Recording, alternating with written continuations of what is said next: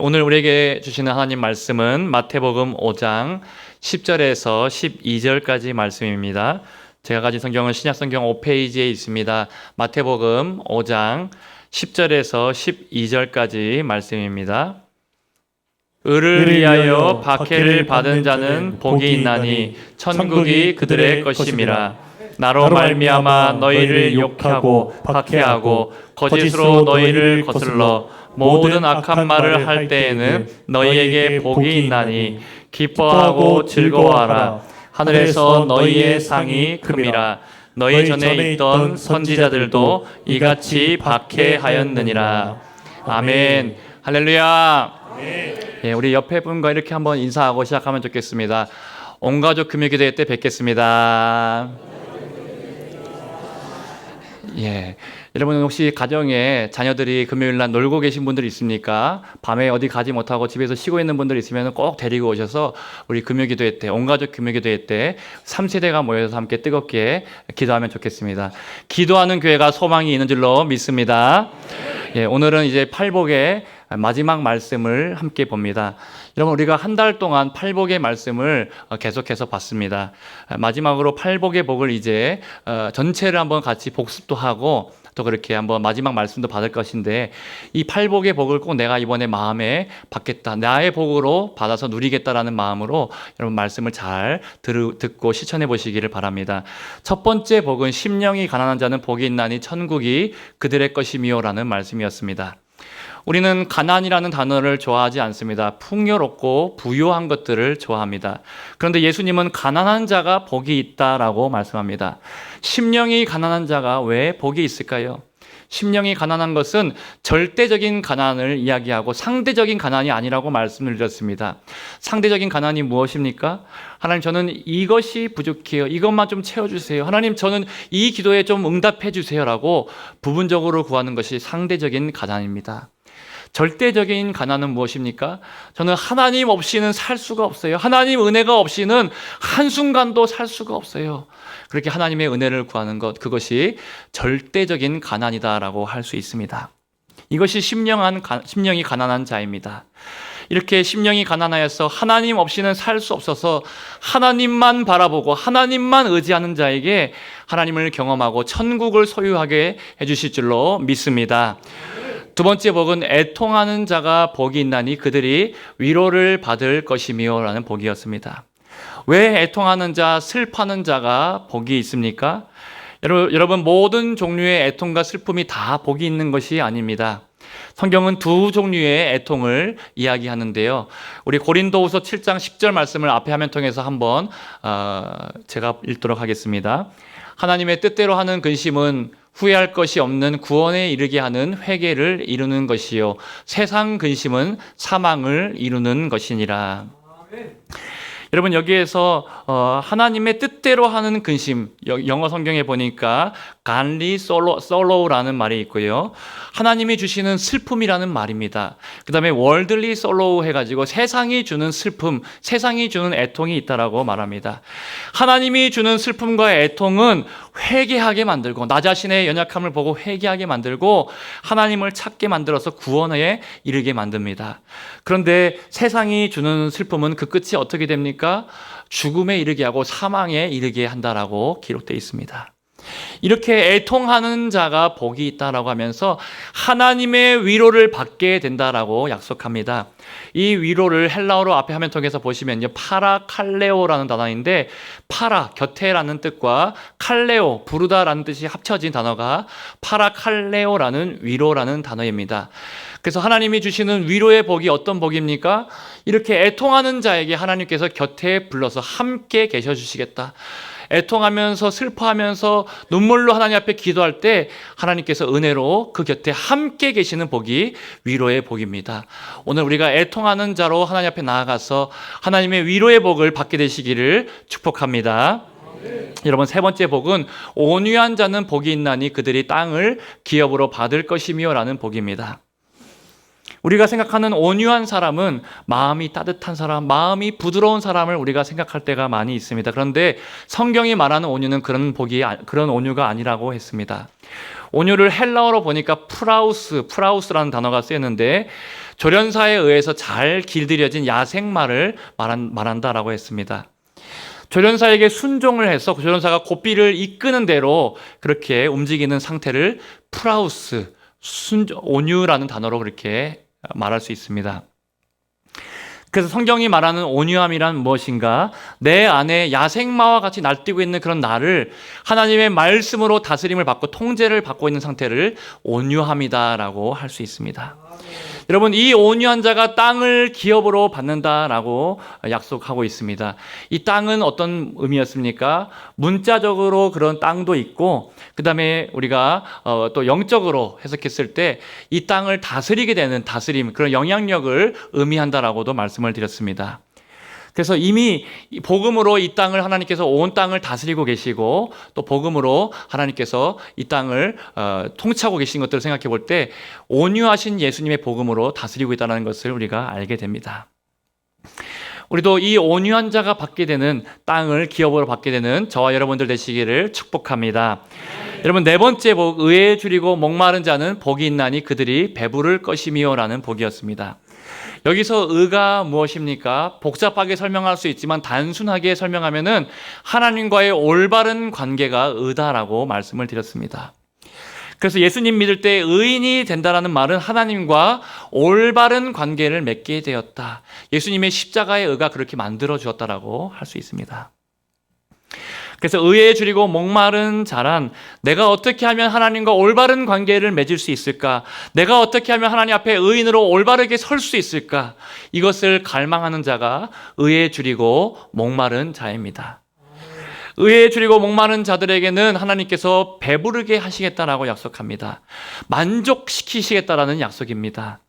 세상에서 우리가 가지고 있는 모든 갈망은 다 만족이 되지 않습니다. 돈이 많아도 만족이 안 되고 돈을 더 벌려고 합니다. 여러분, 유튜버들한테 구독자가 몇 명이 되면 만족하겠냐라고 물어보면은 몇 명을 이야기할까요? 만족이 없습니다.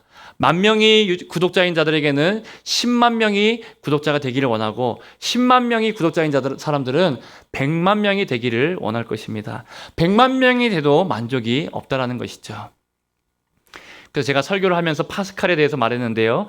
파스칼은 인간은 오직 하나님으로만 채울 수 있는 마음의 빈 자리가 있다라고 말씀을 드렸습니다. 세상이 결코 채워줄 수 없는 하나님만 채워줄 수 있는 마음의 빈 공간, 빈 자리가 있습니다. 우리가 의에 줄이고 목말라서 하나님과 올바른 관계를 맺기를 갈망하고 사모하면은 하나님께서 만족함으로 채워주실 줄로 믿습니다. 우리 은혜로 배부르게 되시기를 주님의 이름으로 축복합니다. 다섯 번째는 긍휼히 여기는 자는 복이 있나니 그들이 긍휼히 여김을 받게 될 것이다 라는 복이었습니다. 여기서 긍휼은 헬라어로 엘레오스라는 단어였고 히브리어로는 라함 혹은 레헴이라고도 번역되는 단어인데, 이 레헴이라는 단어는 뜻이 어머니의 자궁이라는 그런 뜻이 있습니다. 즉 긍휼이라는 이 단어는 엄마가 뱃속의 태아에게 느끼는 애틋하고도 각별한 그런 사랑의 말입니다. 어려움을 당한 사람에게 측은하게 여기고 그 고통을 제거해 주고자 하는 그런 엄마와 같은 마음이 이 긍휼의 마음입니다. 그래서 예수님께서도 독자를 잃은 과부를 보시면서 긍휼의 마음, 불쌍히 여기는 마음으로 마음이 went out, 영어로 went out 했다라고 했습니다. 마음이 그 울고 있는 여인에게 이미 마음이 가 있었다. 긍휼의 마음이 이미 가 있었다라고 말씀을 드렸습니다. 여러분, 여기서 긍휼히 여기는 자는 긍휼히 여김을 받는다라는 이 말이 조건절로 영어 성경에 나와 있지 않습니다. 오히려 긍휼히 여기는 자는 당연히 하나님의 긍휼의 역사를 경험하게 된다. 서로 연결되어 있다라는 그런 의미로 말씀이 쓰여져 있습니다. 우리도 주님의 긍휼을 받고 또 주님의 긍휼히 여김을 마음을 가지고 긍휼히 여길 수 있는 자가 다 되시기를 주님의 이름으로 축복합니다. 여러분, 여섯 번째 복, 마음이 청결한 자가 복이 있나니 그들이 하나님의 아들이라 일컬음을 받을 것이며 라는 복이었습니다. 여러분, 우리의 관심은 온통 외모에 있다라고 했습니다. 그런데 하나님의 관심은 어디에 있었습니까? 사람의 마음에 하나님의 관심이 있었습니다. 그런데 문제는 무엇입니까? 우리의 마음이 깨끗하지 않다는 것이 문제였습니다. 만물보다 거짓되고 심히 부패한 것이 사람의 마음이다라고 예레미야 말씀에 그렇게 기록되어 있죠. 그래서 여러분, 세상에서 제일 더러운 곳이 어디입니까? 하수구 처리장도 아니고 또 쓰레기 하차장도 아닙니다. 세상에서 제일 더러운 것은 사람의 마음입니다. 예수님이 말씀하셨습니다. 우리 마음에서 나오는 것들, 악한 생각들, 즉 살인과 간음과 음란과 도둑질과 거짓말과 비방, 이 모든 더러운 것들이 우리의 마음을 더럽게 만든다라고 예수님이 그렇게 말씀하셨습니다. 그러면 이 더러운 마음을 우리가 어떻게 깨끗하게 할 수 있습니까? 사람의 힘으로는, 사람이 마음을 수련하고 단련한다고 해서 깨끗하게 할 수 없고, 내 노력으로는 마음이 깨끗해지지 않지만 하나님께서 우리의 마음을 깨끗하게 하십니다. 성자 예수님의 보혈이 우리의 마음을 깨끗하게 하시고, 성령님의 역사로, 거룩한 영이신 성령의 역사로 내 마음을 깨끗하게 만들어 주십니다.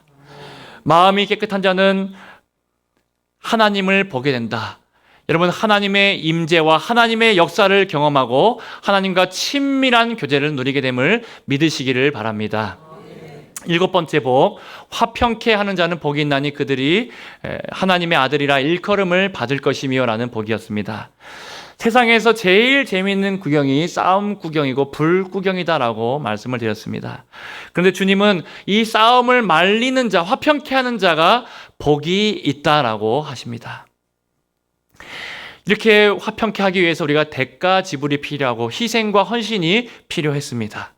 예수님께서도 하나님과 우리를 화목하게 하시기 위해서 십자가를 지심으로 대가를 지불하셨고 자신을 희생하심으로 우리에게 화평을 허락해 주셨습니다. 우리도 대가를 지불해서라도 희생을 하여서라도 화평케 하는 자가 되어야 합니다. 우리에게 주신 이 평화를 우리가 빼앗기지 말아야 된다. 세상이 알 수도 없고 세상이 줄 수도 없는 하나님만이 주시는 이 평화를 우리가 결코 빼앗기지 말아야 된다라고 말씀드렸습니다. 여러분, 집에도 이렇게 화평케 하는 자, 영어로는 피스메이커가 있어야지 가정이 평안해집니다. 이제 집집마다 커피 메이커가 없는 집이 없는데요. 여러분, 그런데 커피 메이커도 있어야 되지만 피스메이커가 되시기를 축복합니다. 여러분, 교회에도 이렇게 화평케 하는 자, 피스메이커가 많아야지 교회가 평안해집니다. 말 많고 탈 많은 교회가 아니라 우리 교회는 화평케 되는 교회가 되시기를 주님의 이름으로 축복합니다. 마지막으로 8번째 복, 이제 오늘 우리에게 주시는 8번째 복, 을을 위해서 박해를 받는 자는 복이 있나니 천국이 그들의 것이며 라는 말씀을 같이 보겠습니다. 여러분, 우리가 삶을 살면서 좋은 일이 있을 때 축하한다라고 축하해 줍니다. 자녀가 좋은 대학교에 가거나 또 승진했을 때, 또 원하고 소망했던 일들이 잘 풀렸을 때 정말 성공했다라고 축하하고 축복해 줄 때가 있습니다. 그런데 여러분, 반대 상황을 한번 생각해 보십시오. 우리가 고난이 있고 어려움을 당하고 실패할 때 만약에 누가 나에게 축복해 준다면, 축하해 준다면 어떨까요? 예를 들어서, 집사님 이번에 세금 때문에 집값이 반값으로 토막났다면서요. 아이고, 너무 잘 됐네요. 축하드립니다. 집사님 이번에 건강이 많이 안 좋으시다면서요. 아이고, 축복합니다. 잘 됐네요. 집사님 요번에, 집사님 하니까 너무 그런가요? 우리 권사님, 권사님, 이번에 직장에서 해고 당하셨다면서요. 너무너무 축하드립니다. 축복합니다. 여러분, 이렇게 누가 나한테 염장지르는 말을 한다면 어떻겠습니까? 마음이 가만두고 싶지 않은 마음이 생길 것입니다. 그런데 오늘 본문에 보니까 마치 예수님께서 이렇게 우리에게 축하해주고 축복해주는 것처럼 말씀이 들리기도 합니다. 을을 위해서 박해를 받는 자가 복이 있나니 라고 말씀하시니까요. 이 말씀을 원어로 보니까 축하해, 축복해, 핍박이 있고 박해가 있으니까 정말 축복해라고 그렇게 하나님께서 원어적으로 보면 그렇게 말씀하고 있는 것이죠. 어떻게 박해를 받는데 우리가 축복이고 그것이 우리가 축하할 일이라고 할 수 있습니까? 예수님께서 더 나아가서 12절 말씀에 보면은, 오늘 본문의 12절 말씀에 보면니까 그런 박해가 있으면 기뻐하고 즐거워하라라고 그렇게 말씀합니다. 이 말씀들을 우리가 참 받아들이기 어렵고 의아하기도 합니다. 예수님은 왜 우리에게 박해받는 자가 복이 있다라고 그렇게 말씀하셨을까요? 여기서 을을 위해서 박해를 받을 때 이 은은 도대체 무엇인가? 과거에 제가 이미 설명을 드렸습니다. 이 은은 하나님과의 올바른 관계가 의다라고 간단하게 설명을 드렸습니다. 내가 하나님과 올바른 관계를 맺기 위해서 박해를 받을 때, 또 예수님의 제자로 살기 위해서, 예수님의 말씀을 따라서 살기 위해서 박해를 받고 살다가 어려움을 당할 때 그때 복이 된다라고 주님께서 말씀합니다. 여러분, 이 말씀을 결코 오해하지 말아야 됩니다. 내가 눈치가 없어서 실수했을 때, 잘못했을 때, 또 죄를 지었을 때, 지혜롭지 못해서 다른 사람한테 책망을 받을 때 그때 복이 있다라고 말씀하는 것이 아닙니다. 그것과는 아무 상관이 없습니다. 성경에도 죄가 있어서 매를 맞으면, 그걸 매를 맞고 참으면 무슨 칭찬이 있으리요라고 그렇게 말씀하지 않았습니까? 오직 의를 위해서, 하나님과 올바른 관계를 맺기 위해서, 예수님을 따르기 위해서 우리가 박해를 받을 때 복이 있는 줄로 믿으시기를 바랍니다. 여러분, 그러면 예수 믿는 자에게 박해가 있는 이유가 무엇일까요? 성경에서 이렇게 이야기합니다. 요한복음 15장 19절 말씀을 우리 앞에 화면 통해서 함께 읽어보겠습니다. 시작. 너희가 세상에 속하였으면 세상이 자기의 것을 사랑할 것이나 너희는 세상에 속한 자가 아니요 도리어 내가 너희를 세상에서 택하였기 때문에 세상이 너희를 미워하느니라. 아멘. 여러분, 왜 우리가 박해를 받는다라고 말합니까? 세상에 속해 있는 자가 아니고 예수님께 속해 있기 때문에 미움을 받고 박해를 받는다라고 말합니다. 디모데후서 3장 12절도 화면 통해서 보시면요, 무릇 그리스도 예수 안에서 경건하게 살고자 하는 자는 박해를 받으리라. 여러분, 예수님 한번 제대로 믿어보려고 하니까, 말씀대로 한번 살아보려고 하니까 바로 박해가 찾아온다는 것이죠. 시험거리가 찾아오고, 이러면 내 마음에 정말 유혹과 넘어지게 하는 일들이 바로 찾아온다는 것이죠.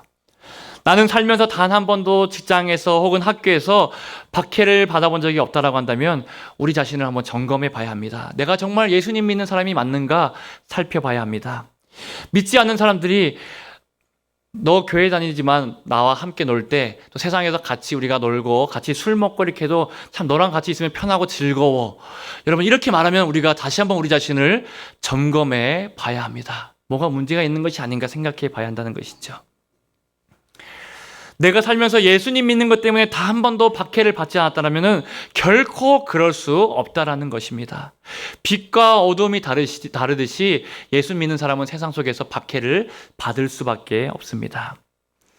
주님께서는 우리에게 세상의 길이 아니라 의를 위해서 고난이 있고 핍박이 있고 박해가 있더라도 그 길을 가라라고 말씀하셨습니다.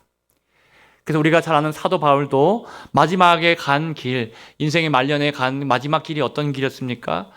의를 위해서 박해를 받는 길을 갔습니다.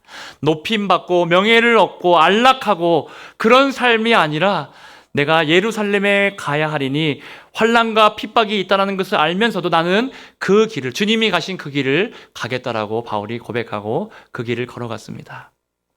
그 길이 예수님의 길이기 때문입니다. 여러분, 우리에게도 주님께서 그 세상의 길이 아니라 주님이 걸어가신 의의 길, 박해가 있는 길을 가라고 말씀하십니다. 여러분, 전도하러 한번 세상에 나가 보십시오. 복음을 전하기 위해서 한번 나가 보십시오. 거절과 환난이, 박해가 있을 수 있습니다. 저도 이제 토요일마다 전도사님들과 함께 또 우리 전도대와 함께 전도하러 나갑니다. 같이 전도하러 가보니까 저보고 전도사님이세요? 이렇게 물어보더라고요. 이건 박해가 아닙니다. 이거는 굉장히 칭찬처럼 제가 들리더라고요. 같이 전도사님들이랑 다니니까 동안으로 보이나 보다라고 하면서 그렇게 제가 씩 웃으면서 전도지를 나눠드리고 했습니다. 그런데 여러분, 간혹 가다가 전도지를 나눠드릴 때 박해가 있기도 합니다. 하루는 제가 전도하는데 어떤 외국인 분이 전도지를 탁 치면서, 제 손을 탁 치면서 이런 거 주지 말라라고 그렇게 하고 가신 분도 있었습니다. 또 여러분, 제가 전도지가 땅에 떨어져서 이제 사상에 많이 전도지가 뿌려지다 보니까 땅에 떨어져 가지고 전도지에 여러분 제 얼굴이 있는 거 아시죠? 제 얼굴이 땅에 막 밟혀서 이렇게 더럽혀져 있는 것들을 보면서 제 마음이 아프더라고요.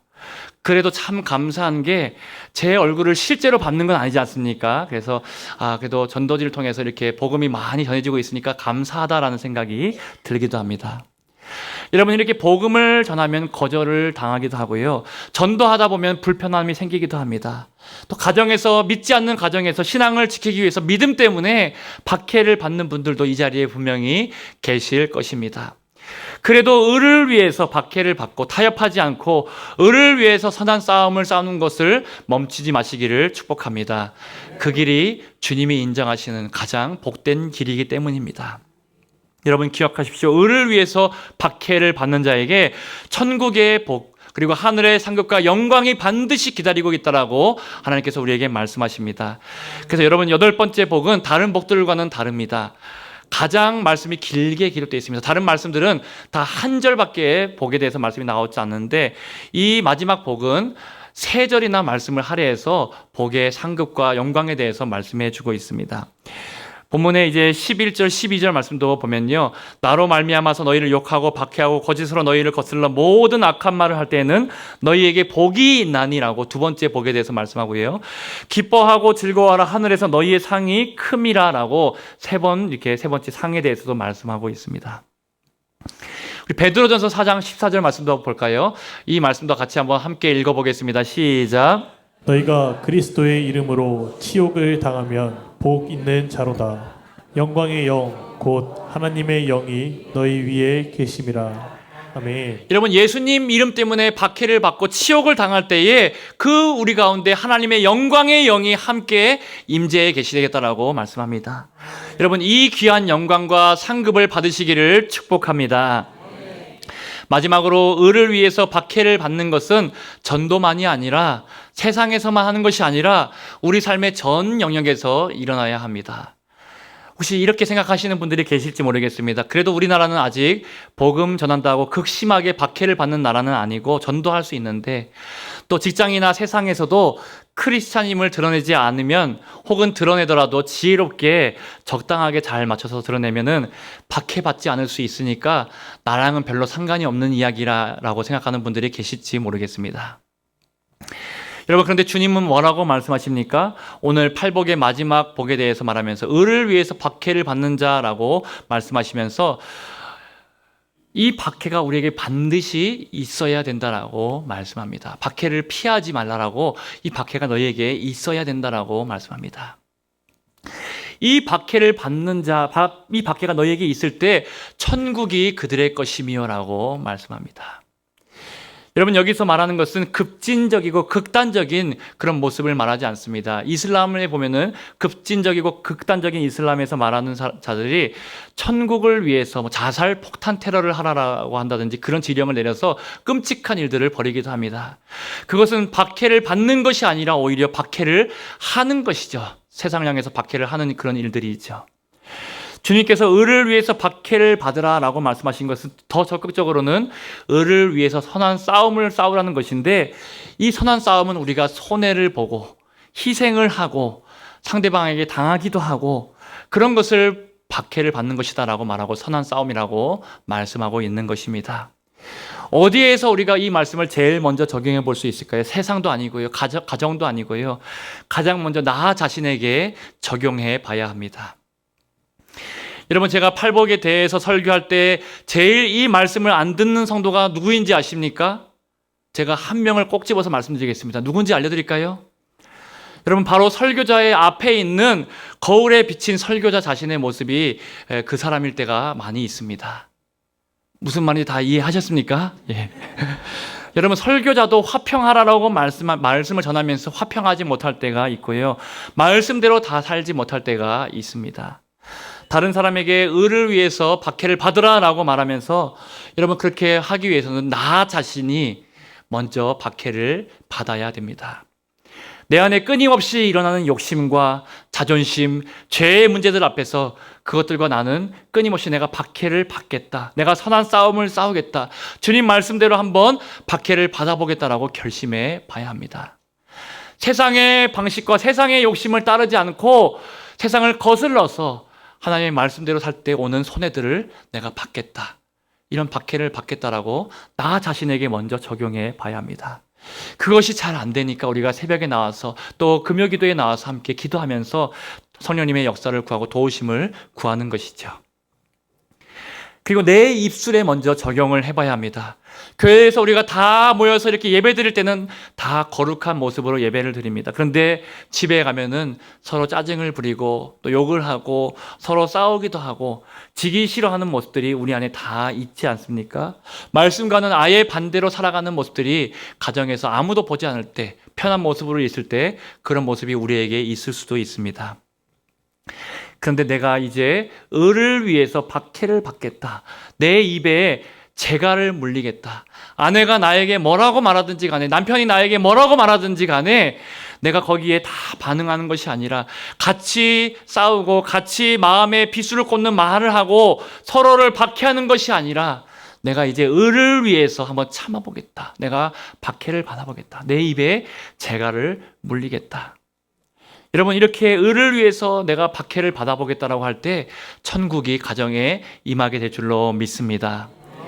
직장에서도 세상에서도 을을 위해서 박해를 받고 손해를 보고 양보하고 희생하는 그 사람에게는 하나님의 영광의 영이 그 위에 임재하고 함께 하실 것이다라고 약속합니다. 여러분, 이제 말씀을 마무리하면서 함께 찬송할 건데요. 우리가 부를 찬송가에 보면 가사에 선한 싸움 다 싸우고 의의 면류관 받았으리라 라는 가사가 있습니다. 여기서 선한 싸움은 을을 위한 싸움입니다. 주님을 위해서, 을을 위해서 내가 한번 선한 싸움을 싸워보겠다. 내가 세상에서 박해를 한번 받아보겠다라고 손해보기도 하고 양보하기도 하고 주님을 위해서 내 자존심을 한번 내려놓아보겠다. 내 입술에 재갈을 한번 물려보겠다. 내 마음을 지켜보겠다. 여러분, 가정에서도 그렇게 한번 해보겠다 결단하는 마음으로 오늘 말씀을 우리가 붙잡고 찬양하면서 기도의 자리로 함께 나아가도록 하겠습니다.